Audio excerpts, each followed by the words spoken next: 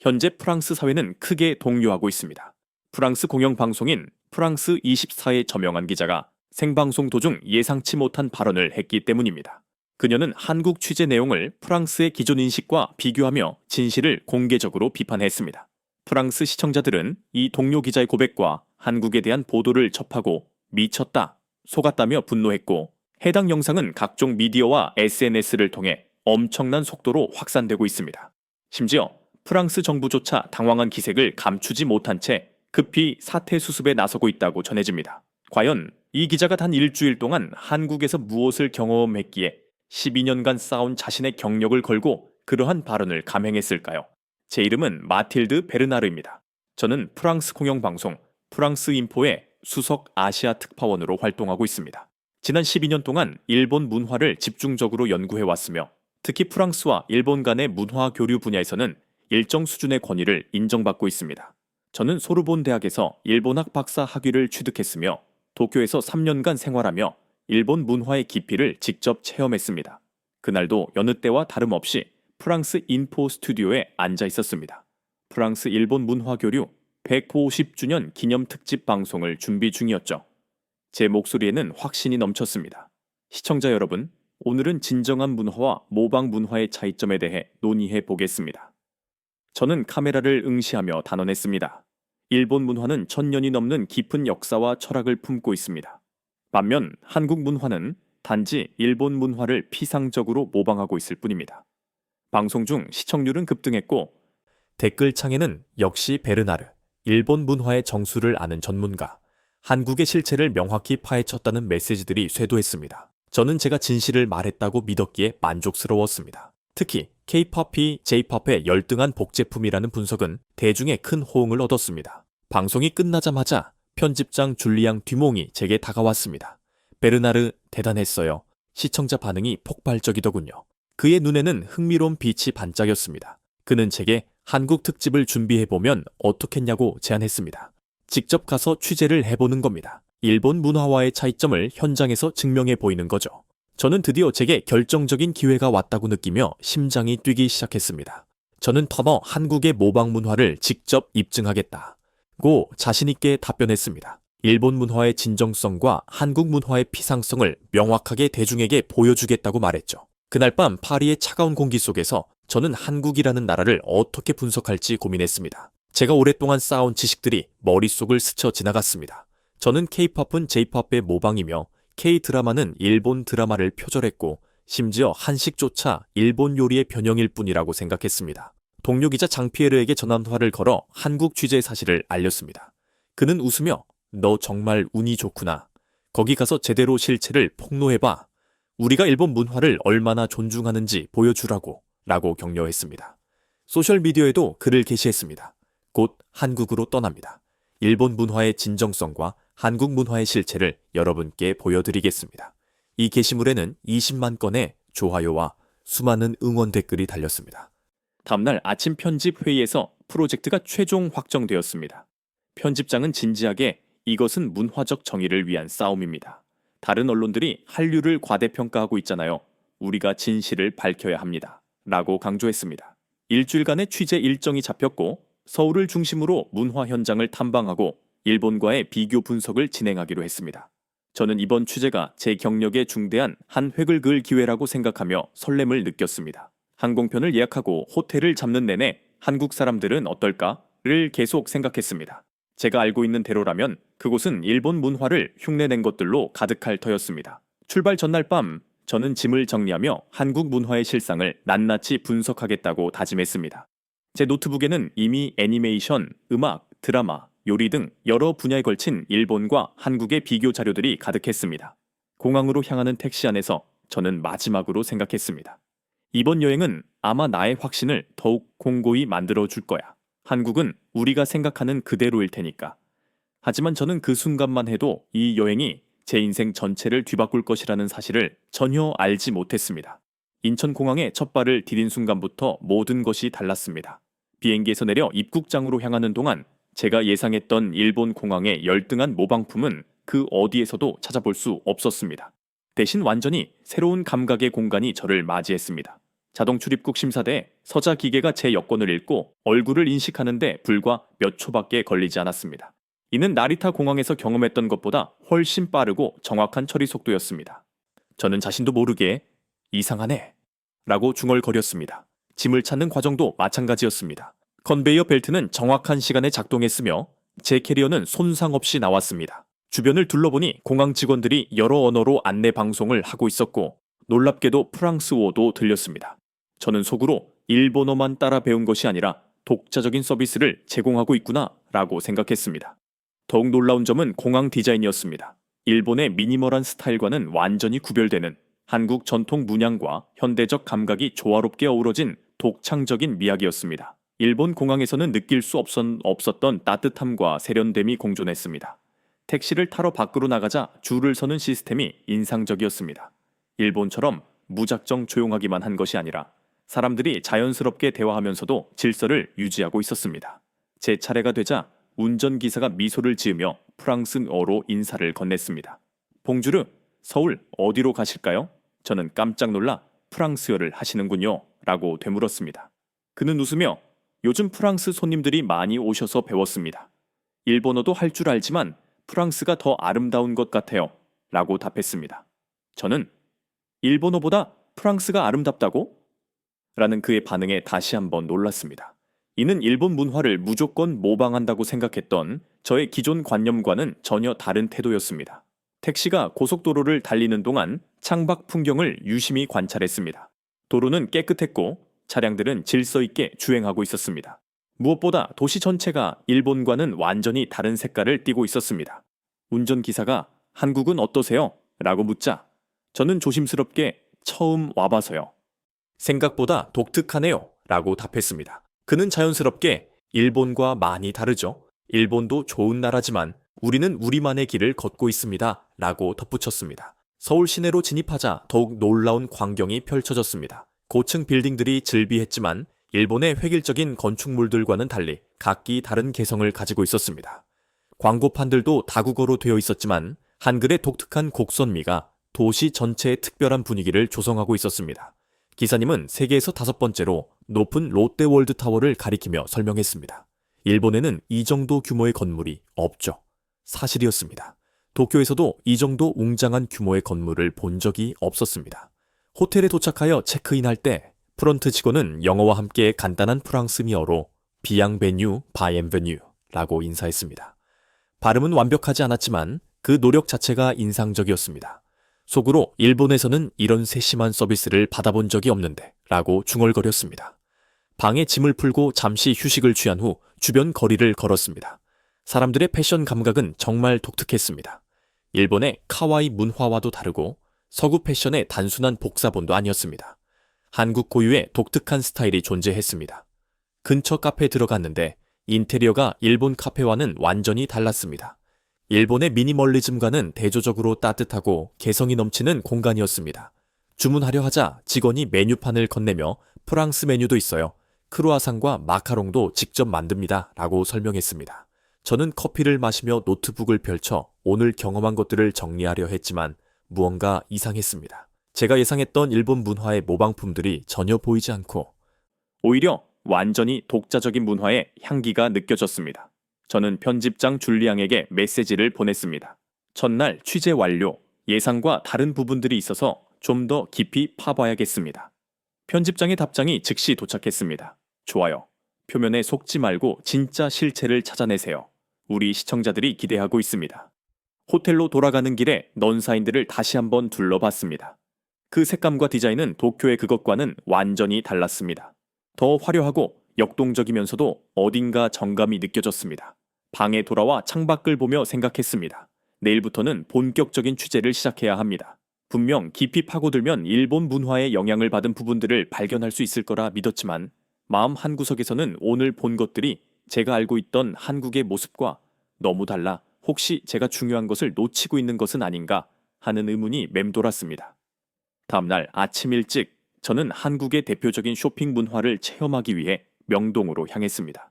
특히 일본의 하라주쿠나 긴자와의 차이점을 분석하려 했습니다. 지하철을 탔는데 모든 안내 방송이 한국어, 영어, 중국어, 일본어로 나오는 것이 놀라웠습니다. 일본 지하철보다 훨씬 더 국제적인 시스템이었습니다. 명동 거리에 도착하자 정말 활기찬 분위기였습니다. 사람들이 북적이는 모습은 일본의 조용한 쇼핑가와는 사뭇 달랐고 더 자유롭고 개방적인 느낌이었습니다. 길거리 음식을 파는 노점상들의 모습도 일본에서는 보기 어려운 인상적인 풍경이었습니다. 저는 한 카페에 들어가 아메리카노를 주문하고 노트북을 펼쳤습니다. 일본 문화와 한국 문화의 차이점을 정리하기 위해서였습니다. 깔끔한 인테리어의 카페였지만 일본 카페와는 또 다른 따뜻하고 친근한 매력이 있었습니다. 노트북으로 자료를 정리하고 있는데 옆 테이블의 한국인이 영어로 저에게 말을 걸었습니다. 혹시 프랑스에서 오셨나요? 제가 파리에서 왔다고 답하자 그는 저는 파리에서 1년 살았었어요. 프랑스는 정말 아름다운 나라예요. 특히 문화가 깊이 있죠. 라며 친근하게 대화했습니다. 우리는 30분가량 이야기를 나누었습니다. 그는 프랑스에서의 경험을 들려주면서 프랑스 문화에 대해 진심으로 애정 어린 시선을 표현했습니다. 제가 예상했던 일본 문화에 대한 열등감이나 모방 의식은 그에게서 전혀 찾아볼 수 없었습니다. 오히려 각 나라마다 고유의 아름다움이 있다고 말했습니다. 대화를 마치고 화장실에 다녀왔는데 의자 옆에 두었던 제 에르메스 가방 50만 원 상당의 명품이 사라지고 없었습니다. 순간 식은땀이 흘렀습니다. 가방 안에는 중요한 카드와 현금, 여권까지 모두 들어있었기 때문입니다. 어떻게 해야 하지? 저는 당황했습니다. 파리에서는 번화가에서 잃어버린 가방은 대부분 찾을 수 없기에 한국도 마찬가지일 것이라고 생각했습니다. 포기하고 카페를 나가려는 순간 직원이 저를 불렀습니다. 손님, 가방 두고 가셨어요. 뒤돌아보니 아까 커피를 주문받았던 직원이 제 에르메스 가방을 들고 뛰어오고 있었습니다. 믿을 수 없어서 가방을 열어보니 카드도 현금도 여권도 하나도 빠지지 않고 그대로 있었습니다. 저는 감사 인사를 전하며 어디서 찾으셨어요? 라고 물었습니다. 그녀는 미소 지으며 화장실 세면대 위에 놓여 있었어요. 다행히 손님 얼굴을 기억해서 찾아드릴 수 있었네요. 라고 답했습니다. 감사의 마음으로 팁을 주려 했지만 그녀는 괜찮아요. 한국에서는 당연한 일입니다. 라며 손사래를 쳤습니다. 이 순간 저는 충격을 받았습니다. 당연한 일 받다니라고 했다는 것은 정직이 특별한 덕목이 아니라 일상적인 가치라는 의미였습니다. 파리에서는 상상하기 어려운 일이었고 도쿄에서도 이런 경험은 해본 적이 없었습니다. 카페를 나와 거리를 걸으면서 이게 정말 내가 알던 한국일까? 일본 문화를 무작정 따라하는 나라라고 생각했는데 이런 정직함은 어디서 나오는 걸까? 라는 복잡한 감정에 사로잡혔습니다. 근처 화장품 가게에 들어가 한국 화장품이 일본 제품의 모방품인지 확인하려 했습니다. 하지만 놀랍게도 완전히 다른 콘셉트의 제품들이 있었습니다. 일본 화장품의 미니멀한 디자인과는 달리 화려하고 개성 있는 패키징이 특징이었습니다. 직원은 이 제품들이 일본에서도 인기가 많으며 오히려 일본 사람들이 한국 화장품을 사러 많이 온다고 설명했습니다. 제가 알고 있던 상식과는 정반대였습니다. 모방하는 쪽이 아니라 오히려 영향을 주는 쪽이었던 것입니다. 점심시간에 한 식당에 들러 김치찌개를 주문했습니다. 맛은 정말 독특했습니다. 일본의 섬세한 맛과는 완전히 다른 역동적이고 강렬한 맛이었는데 이는 어디서도 먹어본 적 없는 독창적인 맛이었습니다. 옆 테이블의 할머니가 저에게 김치를 더 주시며 외국 손님이시네요. 김치 맛있어요? 라고 따뜻하게 미소 지으셨습니다. 일본에서는 경험하기 어려운 자연스러운 친근함에 감동했습니다. 오후에는 한국 전통문화 체험관에서 한복을 입어보았습니다. 기모노와는 완전히 다른 우아함과 품격이 느껴졌습니다. 안내원은 한복이 삼국시대부터 시작되어 기모노보다 역사가 더 오래되었다고 설명했습니다. 이 말에 저는 다시 한번 놀랐습니다. 한국이 일본을 따라한 것이 아니라 오히려 한국이 먼저였다는 사실을 깨달았기 때문입니다. 저녁에는 한강공원을 걸었습니다. 시민들이 자유롭게 치킨과 맥주를 즐기는 모습은 일본의 격식 있는 문화와 달리 더 자유롭고 개방적인 분위기였습니다. 한 가족이 저에게 치킨을 나눠주며 함께 앉으라고 권했습니다. 이런 자연스러운 친절함은 계속 이어졌습니다. 버스에서 할아버지가 자리를 양보해 주셨고 지하철에서 길을 물으니 직접 데려다 주시는 분도 있었습니다. 이 모든 것이 당연한 일이라고들 했습니다. 호텔로 돌아가는 택시 안에서 운전기사에게 한국에서는 정직한 것이 정말 당연한 일인가요? 라고 물었습니다. 기사님은 자연스럽게 당연하죠. 남의 물건은 남의 것이니까요. 어려서부터 그렇게 배우거든요. 라고 답했습니다. 그는 이어서 부모님도 그렇게 가르치시고 학교에서도 그렇게 배워요. 일본도 정직한 나라지만 우리는 좀 더 마음이 따뜻한 것 같아요. 일본은 예의 바르지만 좀 차가운 느낌이잖아요. 라고 덧붙였습니다. 이 말은 제 가슴에 깊이 박혔습니다. 정직함에도 색깔이 다르다는 뜻이었습니다. 일본의 정직함이 규칙에 의한 것이라면 한국의 정직함은 마음에서 우러나오는 것 같았습니다. 방에 돌아와 가방을 찾아준 카페 직원, 김치를 나눠준 할머니, 치킨을 권한 가족들, 길을 알려준 시민들의 이야기를 정리했습니다. 이 모든 것이 당연하다고 여기는 사회. 이것은 단순히 일본 문화를 모방한 것으로는 설명할 수 없는 독특한 문화적 특성이었습니다. 저는 편집장에게 한국 사회의 정직성과 친절함이 인상적이며 일본과는 다른 독특한 문화적 특징을 발견했다고 메시지를 보냈습니다. 그러나 답장은 그건 겉모습일 수도 있어요. 더 깊이 파고들어서 진짜 문제점들을 찾아보세요. 였습니다. 하지만 제가 경험한 것은 겉모습이 아닌 진정한 마음에서 우러나오는 친절과 정직이었기에 이를 부정할 수 없었습니다. 다음 날은 한국의 문화산업, 구체적으로는 기술력을 직접 체험해 보기 위해 삼성전자 본사를 방문했습니다. 일본의 소니나 파나소닉과 비교하여 어떤 차이가 있는지 분석하려 했습니다. 지하철역 안의 삼성 갤럭시 광고에서 접는 스마트폰이라는 문구를 보고 폴더블 폰이라니 라고 중얼거렸습니다. 이는 일본에서는 본 적 없는 기술이었습니다. 삼성전자 본사에 도착하니 웅장한 건물이 저를 맞이했고 안내 직원이 프랑스어로 제 이름을 정확히 발음하며 친절하게 환영해 주었습니다. 로비에서부터 시작된 하이테크 시설들이 제 예상을 완전히 뒤엎었습니다. 벽면 디스플레이들은 모두 삼성 제품이었는데 화질이 정말 선명했고 소니 제품과 비교해도 전혀 뒤처지지 않았습니다. 스마트폰 연구소에서는 폴더블 스마트폰 기술을 상용화했으며 이는 세계에서 유일한 기술이라는 설명을 들었습니다. 실제로 폰을 접었다 펼치는 모습을 보니 일본 어디에서도 본 적 없는 혁신이었습니다. 저는 일본에서도 이런 기술을 개발하고 있는지 물었고 연구원은 아직은 없는 것으로 알고 있습니다. 저희가 먼저 시작해서 특허도 많이 가지고 있습니다. 라고 답했습니다. 다음으로 디스플레이 연구실에서 거대한 올레드 OLED 화면들을 보았습니다. 담당자는 이 기술 또한 세계 최초로 한국에서 개발했으며 애플 아이폰에도 한국 디스플레이가 들어간다고 자랑스럽게 말했습니다. 저는 충격받았습니다. 일본이 기술을 주도하고 한국이 따라한다고 생각했는데 오히려 한국이 애플의 핵심 부품을 공급하고 있다니 말입니다.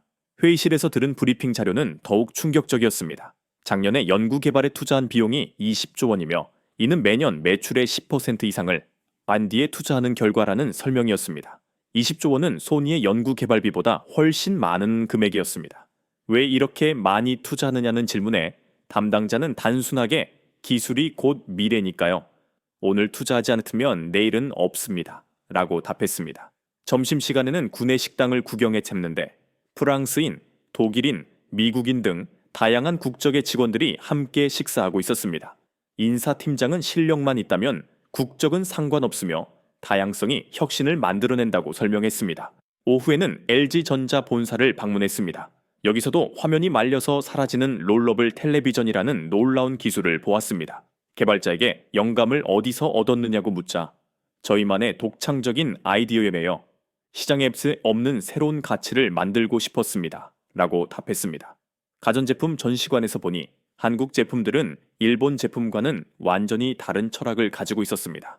일본 제품이 미니멀하고 기능적인 반면 한국 제품은 혁신적이고 사용자 친화적이었습니다. 마케팅 팀장은 일본 제품은 완성도를 추구하지만 한국은 혁신을 추구한다고 설명했습니다. 저녁에는 홍대 근처에서 젊은 개발자들과 만났습니다. 그들은 한국 기술에 대해 대단한 자부심을 가지고 있었습니다. 한 개발자는 우리 세대는 일본을 따라하려고 하지 않습니다. 오히려 우리만의 길을 만들어가고 있어요. 라고 단언했습니다. 다른 개발자는 K-POP도 J-POP을 따라한 것이 아니라 완전히 새로운 장르를 만든 것이라며 기술도 마찬가지라고 덧붙였습니다. 한 스타트업 대표는 더 놀라운 이야기를 전했습니다. 한국의 인공지능 기술 때문에 일본 회사들이 먼저 기술 협력을 위해 연락해 온다는 것입니다. 이제는 한국이 먼저 개발하고 일본이 따라오는 경우가 많아졌다는 말에 저는 정말 충격받았습니다. 제가 알고 있던 기술 서열이 완전히 뒤바뀐 것입니다. 호텔로 돌아가는 택시 안에서 운전기사에게 한국 기술이 이렇게 발전한 이유를 물었습니다. 그는 웃으며 우리는 빨리빨리 문화가 있잖아요. 남들보다 빨리 해야 직성이 풀려요. 그래서 신기술도 빨리 개발하는 것 같습니다. 라고 답했습니다. 그는 일본과의 차이점에 대해 일본은 꼼꼼하고 완벽하지만 우리는 좀 더 도전적이고 역동적이죠. 실패해도 다시 일어나는 게 빨라요. 라고 설명했습니다. 방에 돌아와 폴더블 스마트폰, 롤러블 텔레비전, OLED 디스플레이 등 한국에서 먼저 개발된 기술들을 정리했습니다. 이는 일본 기술의 모방품이 아니라 오히려 세계를 선도하는 혁신 기술들이었습니다. 더욱 놀라운 것은 이런 기술들이 한국 고유의 빨리빨리 문화, 도전 정신, 실패를 두려워하지 않는 마음가짐 같은 문화적 요소에서 비롯된다는 점이었습니다. 저는 편집장에게 한국 기술력이 예상보다 훨씬 높으며 일본 기술을 모방하는 것이 아닌 독자적 혁신을 추구하고 있다고 메시지를 보냈습니다. 편집장은 기술은 겉모습일 수도 있어요. 문화적 깊이는 어떤가요? 그쪽을 더 파보세요. 라고 답했습니다. 하지만 제가 목격한 것은 진정한 혁신 정신과 독창성이었습니다. 다음 날은 한국의 문화 콘텐츠를 직접 체험해 보기로 했습니다. K-팝과 K-드라마가 정말 J-팝과 일본 드라마의 모방품인지 확인해 보고 싶었습니다. 홍대 앞에 도착한 순간 하라주쿠와는 전혀 다른 자유롭고 창조적인 에너지가 느껴졌습니다. 거리 곳곳에서 젊은 아티스트들이 버스킹을 하고 있었는데 그들의 음악은 J-팝과는 완전히 달랐습니다. 독특한 비트와 멜로디의 노래를 듣고 옆에 있던 학생에게 묻자 그는 인디 K-팝이에요. 메이저 아이돌 음악과는 또 달라요. 더 실험적이고 자유로워요. 라고 답했습니다. 홍익대학교 근처 카페 벽면에는 웹툰 포스터들이 가득했는데 일본 만화와는 완전히 다른 그림체와 스토리였습니다. 카페 사장은 이 웹툰들이 해외에서도 인기가 많으며 넷플릭스에서 드라마로도 제작되고 있다고 설명했습니다. 한 테이블에서 웹툰 작가들이 회의하는 것을 보고 말을 걸어봤습니다. 일본 만화의 영향을 많이 받는지 묻자 작가는 일본 만화도 좋아하지만 저희는 다른 스타일을 추구해요. 라고 설명했습니다. 그는 일본 만화가 판타지 중심이라면 한국 웹툰은 학교 폭력, 사회 문제, 연애 등 현실적인 이야기를 많이 다룬다고 했습니다. 실제로 그들의 웹툰은 일본 만화의 과장된 표현보다는 섬세하고 현실적인 감정 표현이 돋보였습니다. 오후에는 음반 가게를 방문해서 했는데 K-팝 앨범들은 일본 아이돌 음악과는 완전히 다른 세계였습니다. 점원이는 BTS는 힙합 베이스, 블랙핑크는 팝, 뉴진스는 어반 팝 등 각자 다른 콘셉트라고 설명했습니다. 한 앨범을 들어보니 J-팝의 귀여운 멜로디와는 전혀 다른 강렬하고 세련된 사운드였습니다. 이런 음악은 2000년대 초 H.O.T, 서태지와 아이들 같은 그룹들을 시작으로 독자적인 길을 걷기 시작했다고 했습니다. 저녁에는 홍대 클럽가를 구경해 챘는데 젊은이들이 자유롭게 춤추고 음악을 즐기는 모습은 하라주쿠의 조심스럽고 예의 바른 분위기와 정반대였습니다. 한 클럽 DJ는 한국 클럽 문화가 2000년대부터 본격화되었으며 일본이 예의를 중시한다면 우리는 더 자유롭고 즉흥적이라고 설명했습니다. 한 예술대학 학생들은 우리 세대는 일본 문화에 대한 열등감이 없어요. 오히려 우리가 더 창의적인 것 같아요. 라고 말했습니다. K-팝이 전 세계적으로 성공한 이유를 묻자 그들은 진정성 때문이며 J-팝은 내수 시장에 맞춰져 있지만 K-팝은 처음부터 전 세계를 대상으로 만들어졌기 때문이라고 답했습니다. 또한 한국은 미국 힙합, 유럽 일렉트로닉, 아프리카 리듬까지 다양한 문화를 흡수해 새로운 것을 만들어내는 데 능하다고 했습니다. 이는 모방이 아닌 융합과 재창조였습니다. 한 웹툰 작가는 일본 만화가 잡지 중심 시스템인 반면 한국은 네이버 웹툰 같은 디지털 플랫폼으로 곧장 가서 혁신성과 접근성이 좋다고 설명했습니다. 밤늦게 홍대 거리를 걸으며 만난 젊은이들이 일본에 대한 열등감이 전혀 없으며 자신들만의 독특한 문화를 만들어가고 있음을 확인했습니다. 한 스트리트 아티스트는 한국적인 것, 서구적인 것, 아시아적인 것 다 섞어서 새로운 걸 만드는 거죠. 일본 문화는 좋아하지만 따라하고 싶지는 않아요. 우리는 우리만의 길이 있으니까요. 라고 말했습니다. 편의점에서 본 한국 과자와 음료수들 역시 일본 제품과 완전히 다른 맛과 디자인이었으며 동남아시아에서 일본 과자보다 한국 과자를 더 찾는다는 설명을 들었습니다. 웹툰, K-팝, 스트리트 아트, 이 모든 것이 일본 문화의 모방이 아니라 한국만의 독창적인 문화였으며 전 세계로 뻗어나가는 영향력을 가지고 있었습니다. 특히 젊은 세대의 자신감과 창조성이 인상적이었습니다. 편집장에게 메시지를 보냈습니다. 한국 젊은 세대의 창조성과 독창성이 놀라움. 일본 문화 모방이 아닌 독자적 문화 창조 중. 편집장은 그건 최근 현상일 수도 있어요. 전통 문화는 어떤가요? 거기서 진짜 뿌리를 찾아보세요. 라고 답했습니다. 저는 한국 전통 문화의 독자적인 뿌리를 확인하기로 해냈습니다. 경복궁으로 향하는 지하철 안에서 설렘과 긴장이 교차했습니다. 경복궁 입구에 도착하자 웅장한 광화문이 저를 맞이했는데 일본의 성문과는 완전히 다른 위엄이 느껴졌습니다. 가이드북에는 조선 왕조 500년의 역사가 담긴 궁궐이라는 문구가 있었습니다. 궁궐 안으로 들어서니 일본 교토 황궁과는 완전히 다른 웅장하고 화려하면서도 자연과 조화를 이룬 아름다움에 숨이 막힐 지경이었습니다. 한국어 해설사는 경복궁이 1395년에 건립되어 일본의 헤이안궁보다 400년이나 앞서 지어졌다고 설명했습니다. 이 사실에 저는 깜짝 놀랐습니다. 근정전의 용상 조각 기법은 조선의 독창적인 기술이며 일본 목조 건축과는 다른 한국 고유의 기법이 사용되었다고 합니다. 화려하고 섬세한 단청 기법은 삼국시대부터 전해진 한국 고유의 기법이며 일본에도 전해졌지만 원류는 한국이라고 했습니다. 경회로 앞에서 들은 연못 기법 역시 조선 고유의 조경술로 미니어처 같은 일본 정원과는 달리 자연 그대로의 웅장함을 추구하는 철학이라고 한다고 했습니다. 점심시간에 궁중 요리를 먹어보니 일본 가이세키 요리와는 완전히 다른 맛과 철학이었으며 음식점 사장은 궁중 요리가 일본 요리보다 훨씬 역사가 오래되었다고 말했습니다. 오후에 국립중앙박물관을 방문해서는 더욱 충격적인 사실들을 알게 되었습니다. 고구려 고분벽화, 백제의 금관, 신라의 천마도는 일본 고대 문화보다 앞선 시기의 유물들이었습니다. 해설사는 고려 청자와 조선 백자가 당시 일본에 큰 영향을 미쳤으며 일본 타도 문화의 차그릇 대부분이 조선에서 만들어진 것이라고 설명했습니다. 도요토미 히데요시가 조선을 침입한 이유 중 하나도 뛰어난 도공들을 데려가기 위해서였다는 말에 다시 한번 충격을 받았습니다. 한글 전시관에서는 세종대왕이 1443년에 창제한 한글의 과학성이 히라가나나 가타카나보다 훨씬 체계적이라는 사실을 알게 되었습니다. 저녁에 인사동 거리를 걸으니 전통 문화와 현대 문화가 자연스럽게 어우러져 있었습니다. 한복을 입은 젊은이들이 카페에서 셀카를 찍는 모습이 인상적이었습니다. 한복 대여점 사장은 한복이 기모노와는 다른 우아함이 있으며 삼국시대부터 있었던 것이라 기모노보다 먼저 존재했다고 설명했습니다. 전통 찻집 사장은 일본 다도가 조선에서 배워간 것이라며 요즘 젊은이들은 일본을 의식하지 않고 우리 전통을 새롭게 해석하여 세계에 알리고 있다고 말했습니다. 전통 악기상에서 들려오는 가야금과 대금 소리는 일본의 고토나 샤쿠하치와는 완전히 다른 깊고 정서적인 음색이었습니다. 나전칠기 가게 주인은 이 기법 역시 고려시대부터 시작되었으며 일본으로 전해졌지만 원조는 한국이고 기법도 우리가 더 섬세하다고 했습니다. 한지 체험관에서는 한지가 일본 와시보다 질이 좋으며 천년이 지나도 변하지 않아 조선시대 책들이 아직도 보존되는 이유라는 설명을 들었습니다. 저녁 늦게 청계천을 걸으며 한국인들의 자연사랑과 평화로운 분위기를 느꼈습니다. 한 할아버지는 우리는 우리만의 뿌리가 있어요. 5천년 역사가 그냥 생긴 게 아니거든요. 라고 자랑스럽게 말씀하셨습니다. 호텔로 돌아가며 동대문 디자인 플라자를 보니 전통과 현대가 자연스럽게 어우러진 한국적인 곡선미가 살아있는 건물이었습니다. 저는 경복궁의 웅장함, 고려청자의 아름다움, 한글의 과학성 등 이 모든 것이 일본보다 앞서거나 독자적으로 발전한 문화였으며 오히려 한국 문화가 일본에 영향을 미쳤다는 역사적 사실에 충격을 받았습니다. 제가 12년간 쌓아온 일본 문화 전문가로서의 지식이 송두리째 흔들렸습니다.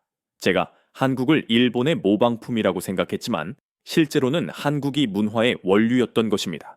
편집장에게 전화를 걸어 이 사실을 알렸지만 그는 그런 건 과장된 주장일 수도 있어요. 역사는 복잡한 거니까 현재의 문제점들을 더 찾아보세요. 라고 말했습니다. 하지만 박물관의 유물과 역사적 기록들은 한국 문화의 독자성과 앞선 발전상을 명확하게 보여주는 증거들이었습니다. 저는 제가 한국을 폄하했던 잘못된 편견에 사로잡혀 있었다는 사실에 흔들렸습니다. 다음 날 한국 언론이 자국 문화를 어떻게 다루는지 확인하기 위해 KBS 본사를 방문했습니다. 여의도 KBS 본사에서 국제부 박민수 PD가 저를 맞이했습니다. 뉴스룸은 프랑스 방송국과 비슷하면서도 더 자유로운 분위기였습니다. 뉴스데스크는 한국 언론이 정치, 경제, 사회, 문화 등 모든 이슈를 다루며 특히 비판적 시각을 중요하게 생각한다고 말했습니다. 정부 정책도 비판하느냐는 질문에 박 PD는 당연히 해야죠. 언론의 역할이 권력 견제 아닌가요? 공영방송이라고 해서 정부 편을 들 수는 없어요. 라고 답했습니다.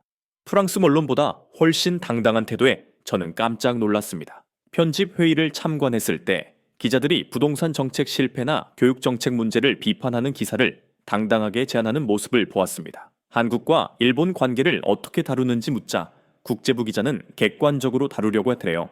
일본의 좋은 점도 인정하고 문제점도 지적하죠. 무조건 감정적으로 접근하지 않아요. 라고 답했습니다. 실제로 그들의 기사는 균형 잡힌 시각을 보여주었습니다.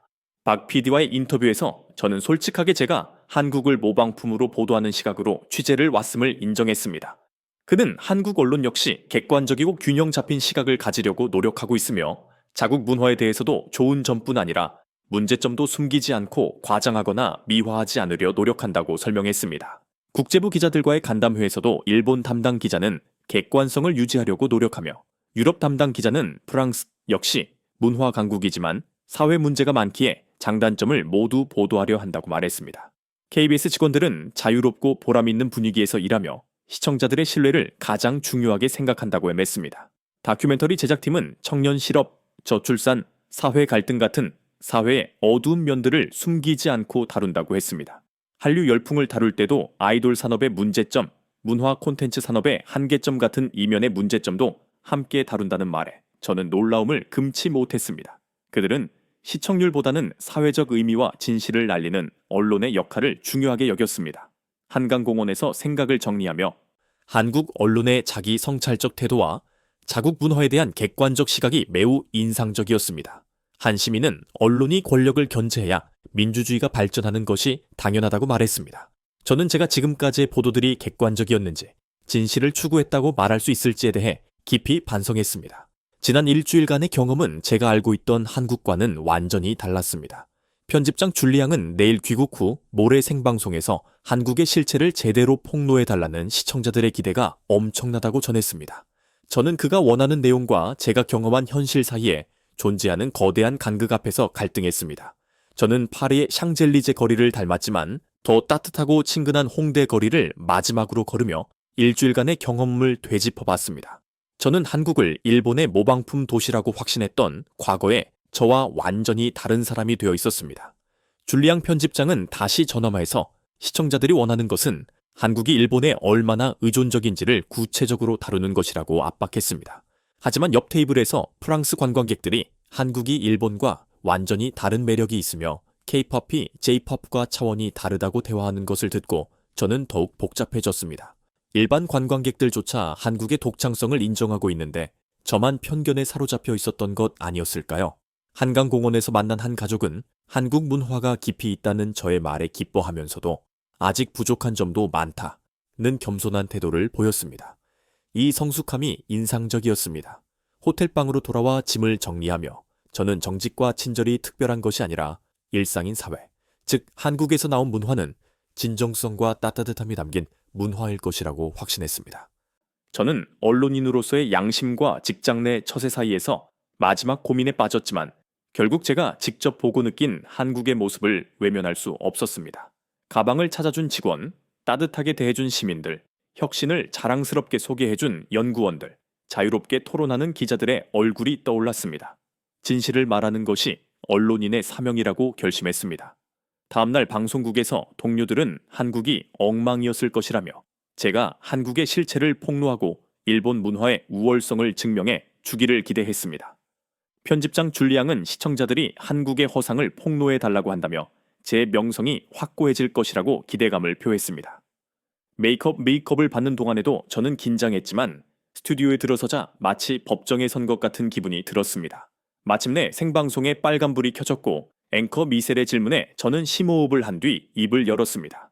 제가 본 한국은 우리가 알고 있던 한국과 완전히 달랐습니다. 저는 한국이 일본 문화를 따라하는 나라가 아니라 완전히 독창적인 문화를 가진 나라였음을 단언했습니다. 제어실에서는 방송을 멈추라는 급한 신호가 왔지만 저는 계속했습니다. K-팝은 J-팝의 모방이 아닌 완전히 새로운 장르였고 한국의 기술력도 일본을 앞서고 있었습니다. 폴더블 스마트폰 같은 기술은 세계 어디에도 없는 혁신이었죠. 당황한 미셀 앵커가 끼어들자 저는 통계보다 현실을 봐야 합니다 라고 맞받아쳤고 한국 사람들의 정직함과 친절함 그리고 한복, 한글, 도자기 기술 등 한국의 전통 문화가 일본보다 앞서 있었으며 오히려 일본에 영향을 미쳤다는 사실을 폭로했습니다. 제어실은 혼란에 빠졌고 편집장은 화를 내며 뛰어다녔습니다. 마지막으로 저는 우리는 종종 다른 나라에 대해 편견을 가지고 있습니다. 저도 그랬어요. 하지만 직접 가서 보고 경험해보니 진실은 달랐습니다. 한국은 우리가 배울 점이 많은 나라였어요. 그리고 무엇보다 제가 언론인으로서 편견 없이 진실을 전해대야 한다는 것을 깨달았습니다. 라고 발언을 마쳤습니다. 방송이 끝나자마자 편집장은 네가 한국에 세뇌당한 거야 라고 소리쳤고 SNS에는 배신자, 일본 모독 같은 악플이 쏟아졌지만 동시에 용기 있는 기자, 진실을 말한 용기를 응원하는 메시지들도 있었습니다. 저는 후회하지 않았습니다. 언론인으로서 해야 할 일을 했다고 생각했습니다. 그날 이후 제 인생은 바뀌었습니다. 한국 취재는 단순한 출장이 아니라 제 인생의 전환점이었습니다. 저는 한국을 폄하하려 갔지만 정작 무너진 것은 제 편견과 오만이었고 그 자리에 진실과 겸손이 자라났습니다. 방송 후 사흘이 지나자 프랑스 언론계는 크게 술렁였습니다. 놀랍게도 편집장 줄리앙은 저를 해고하는 대신 다시 불렀습니다. 그는 시청률이 역대 최고였으며 특히 젊은 시청자들 사이에서 한국에 대해 다시 생각하게 됐다는 반응이 많다고 했습니다. 그는 아시아 문화를 편견 없이 객관적으로 다루는 새로운 전문 프로그램을 만들어 보자고 제안했습니다. 소르본 대학에서도 한국학 강의 제의가 왔고 한국 대사관에서도 프랑스 내 한국에 대한 관심이 높아졌다며 감사 인사를 전해대 왔습니다. 가장 기뻤던 것은 한국에서 온 편지들이었습니다. 가방을 찾아준 카페 직원 등 시민들이 진실을 말해주어 고맙다는 내용이었습니다. 한 달 후 새로운 프로그램 아시아 문화 탐방 가산이 시작되었고 저는 첫 방송에서 제가 편견을 가졌던 기자였음을 솔직하게 고백하며 앞으로 선입견 없이 각 나라의 진정한 모습을 전하겠다고 다짐했습니다. 3개월 후 저는 문화 교류 프로그램의 일환으로 한국을 다시 방문했고 편견이 아닌 열린 마음으로 한국을 바라봤습니다. KBS와의 인터뷰에서 저는 세상을 보는 눈이 바뀌었어요. 이제는 어떤 나라든 직접 가서 경험해보기 전에는 판단하지 않아요. 그리고 다양성의 아름다움을 알게 됐죠. 라고 답했습니다.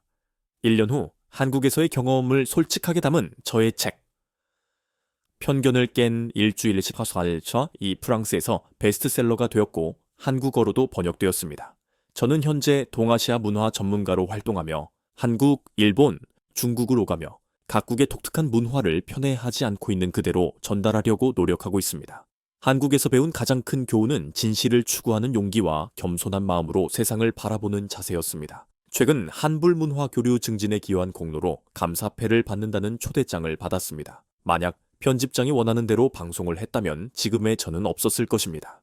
진실을 말하는 것은 때로 어려운 일이지만 그것이 언론인의 사명이자 한 인간으로서의 도리라고 생각합니다. 한국에서의 일주일은 편견에 사로잡힌 기자에서 열린 마음의 문화 전문가로 오만한 유럽인에서 겸손한 세계 시민으로 변화시켜준 소중한 경험이었습니다.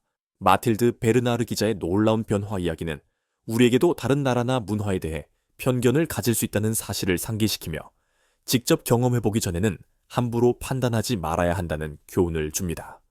한국의 정직한 시민의식, 독창적인 문화, 그리고 자유로운 언론 환경이 한 외국인 기자의 인생을 완전히 뒤바꿔 도신 것입니다.